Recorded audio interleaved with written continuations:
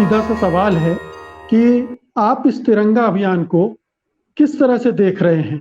ये देश में देशभक्ति की कमी हो गई है, नए सिरे से लोगों की देश प्रेम को जगाना है, उसके लिए ये अभियान चलाया जा रहा है, या फिर इसके पीछे कुछ और एजेंडा है? मुकेश जी, सबसे पहले तो मैं इस अभियान को एक बेहतर नज़र से देखना चाहता हूं कि ठीक है, अगर सरकार, और वो भी ऐसी सरकार जिसने आज़ादी से पहले और आज़ादी के बाद के करीब करीब 50-52 सालों तक उसके पितृ संस्थान है, उसकी पितृ संस्थान है, जिस विचारधारा की आज सत्ता है, उसने जिस तिरंगे को कभी स्वीकार नहीं किया, अगर वो घर घर तिरंगा लगाने का अभियान शुरू कर रही है तो मैं इसका स्वागत करता हूं। मैं इसे शुभ संकेत मानता हूं। लेकिन शुभ संकेत ये सिर्फ दिखावे के लिए है, क्योंकि असल में थोड़ा सा अतीत में तो झांकना होगा। मुकेश जी, हम आसानी से सिर्फ उनके इस अभियान को, उसका स्वागत करके उन्हें बरी नहीं कर सकते, खास तौर से तब जबकि उनका अतीत तिरंगे को खारिज करने का रहा हो।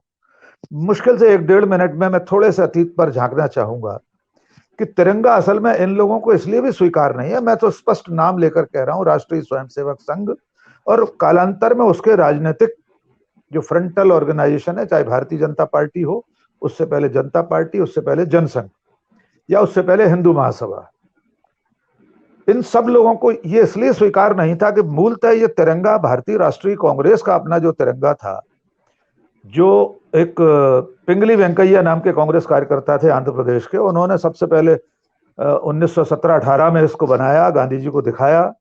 गांधी जी ने उसमें कुछ संशोधन बताए, शुरू में लाल रंग था ऊपर, फिर उसे केसरिया गांधी जी कहने से किया, और उसमें जो चरखा लगा है वो चरखा भी शुरू में नहीं था, लेकिन लाला हंसराज ने सलाह दी तो गांधी जी चूंकि चरखा चलाते थे, उनका प्रतीक उसमें आ गया।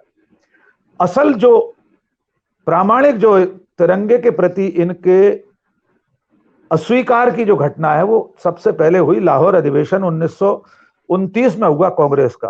तो उसमें भारतीय राष्ट्रीय कांग्रेस ने आह्वान किया देश का कि अगले साल यानी 26 जनवरी 1930 को पूरे देश में सब लोग एक तरह से आजादी का दिन मनाएं और तिरंगा अपने अपने घरों पर लहराएं, क्योंकि उसे उन्होंने राष्ट्रीय ध्वज के रूप में ही कांग्रेस ने मान्यता दी थी।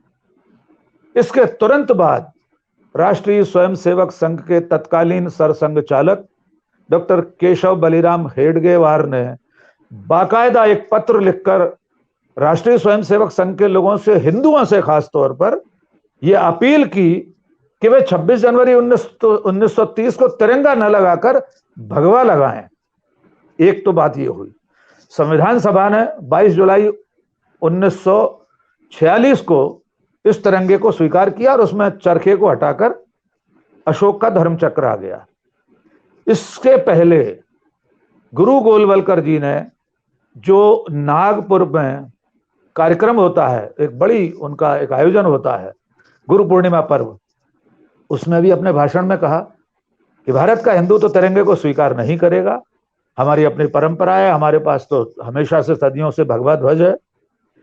उसके बाद 15 अगस्त 1947 को जब देश आजाद होकर पहली बार लाल किले पर तिरंगा फहराने जा रहा था, उसके ठीक 24 घंटे पहले 14 अगस्त 1947 को राष्ट्रीय स्वयंसेवक संघ के मुखपत्र ऑर्गेनाइजर में संपादकीय लिखा गया, बाकायदा लेख लिखा गया, जिसमें यह कहा गया कि कुछ लोग भाग्य से सत्ता प्राप्त कर बैठे हैं और वे देश के ऊपर तिरंगा थोप रहे हैं, तिरंगा थमा रहे हैं देश को, लेकिन ये 3 रंगों का है और 3 का अंग अशुभ होता है, इससे देश का कल्याण नहीं होगा, ये अपशकुन है।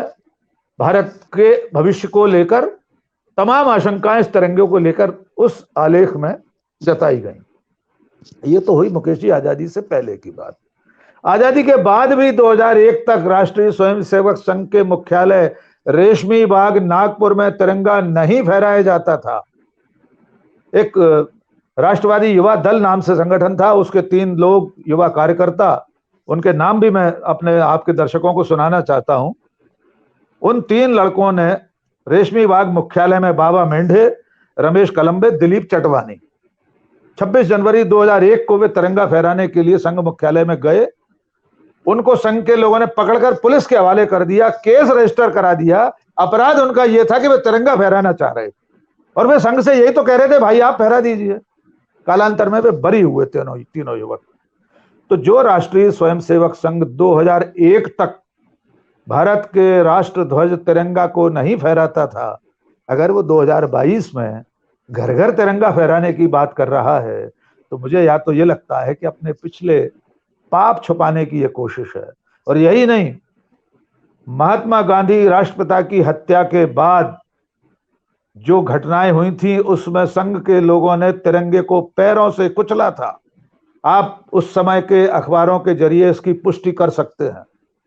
तो मेरा सवाल यह है कि ये जो राष्ट्रवाद का चोला ओढ़कर देश को देशभक्ति का पाठ पढ़ाने निकले लोग हैं, इतिहास और राजनीति शास्त्र का एक मान्य कथन है कि राष्ट्रवाद मक्कारों की अंतिम शरण स्थली होती है। तो मुझे ऐसा लगता है कि ये अभियान दिखने में आपको लग रहा है, लेकिन मूलतः शायद ये है कि आजादी की लड़ाई में जो कोई भूमिका नहीं थी और आजादी के बाद तक तिरंगे को जो स्वीकार नहीं किया, उसे ढकने के लिए अब यह अभियान चलाया जा रहा है।